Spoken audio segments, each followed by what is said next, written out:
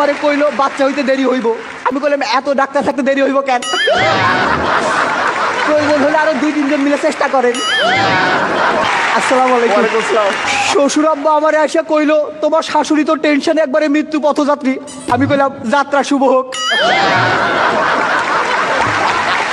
এক ভদ্র মহিলা এসে আমারে কইলো আমার পোলা তো 3 মাস হইলো হাঁটতেছে।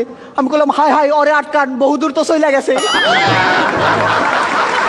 আমার বউ আমারে ডাইকা কইলো খুব টেনশন হইতেছে যদি একটা কিছু হয়। আমি কইলাম আরে একটা কিছু হওয়ার জন্যই তো আনছি। আমি কইলাম থাকো আমি বাসা থেকে আসতেছি। কইলো তার আগে তোমার শালি আসুক। আরে তাইলে যায় লাভ কি? দিদা আমারে কইলো বাচ্চা হওয়ার আগে টক খাওয়ান লাগে, এই ধর তোর বইয়ের জন্য 1 বাটি আচার নিয়ে যা। আমি কইলাম তাহলে আমারও 1 বাটি দাও। দিদা কইলো আরে না বাচ্চা তো হইব তোর বইয়ের। আমি কইলাম হ অবাক ব্যাপার, একই দিনে বিয়ে করলাম শুধু বইয়ের খবর হয়ে গেল।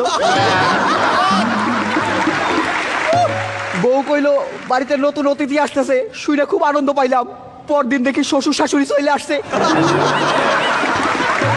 পাশের ঘর থেকে শালিকা এসে আমারে কইলো দুলা ভাই আমি কিন্তু বইনরে সারা রাইতে ঘুমাইতে পারি না। আমি কইলাম হ আমিও। আজ থেকে তোমরা দুজনে একসাথে থাইকো, আমি মধ্যিখানে ম্যারেজ করে আনি মনে। শালি কইলো আমার বোনের বাচ্চা হইব জন্য আমার খুব খুশি খুশি লাগতেছে। আমি কইলাম এইবার তোমার উচিত তোমার বোনরে খুশি করা। পরিবার পরিকল্পনার এক আপা আসছিল। আপা আমারে কইলো যে জন্ম নিয়ন্ত্রণের জন্য কোনো পদ্ধতি গ্রহণ করছিলেন কি? আমি কইলাম পদ্ধতি একটা গ্রহণ করছিলাম কিন্তু ওইটা নিয়ন্ত্রণের না।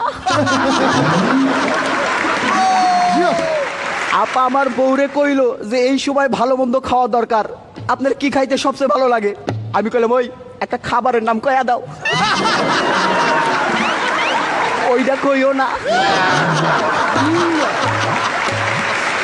আপা আমার বউরে কইলো এই সময় কিন্তু ভারী কোনো কিছু তুলবেন না।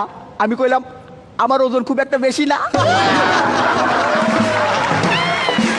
আমার বন্ধু আমারে কইলো আমার শ্বশুর শাশুড়ি খুব খারাপ, মাসে 2-3 বার যাওয়া আসা করে।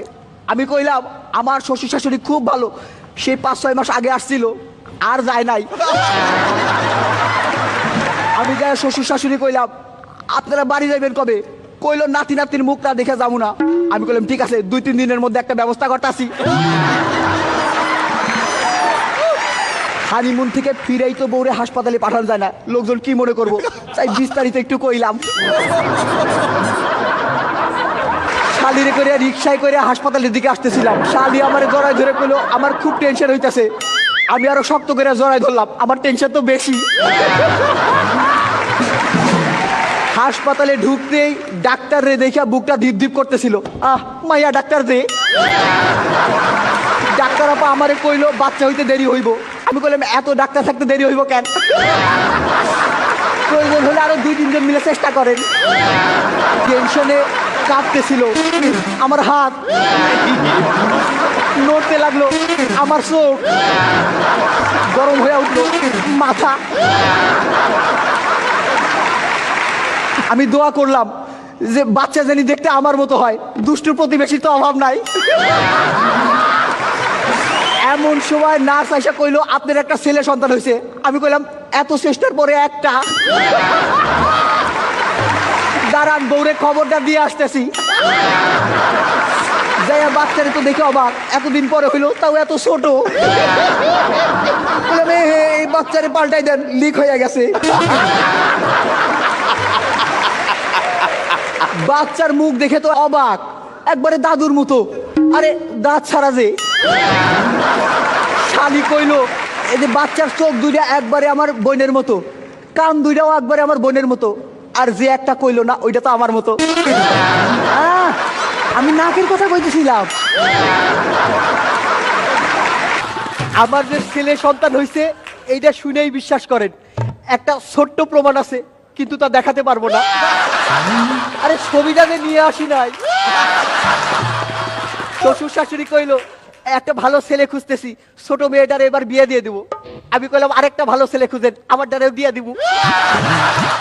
পরিবার পরিকল্পনার আয়সা কইলো ভাইজান এই ভাবির স্বাস্থ্য খুব একটা ভালো না, এখন আর বাচ্চা কাচ্চা নিয়েন না।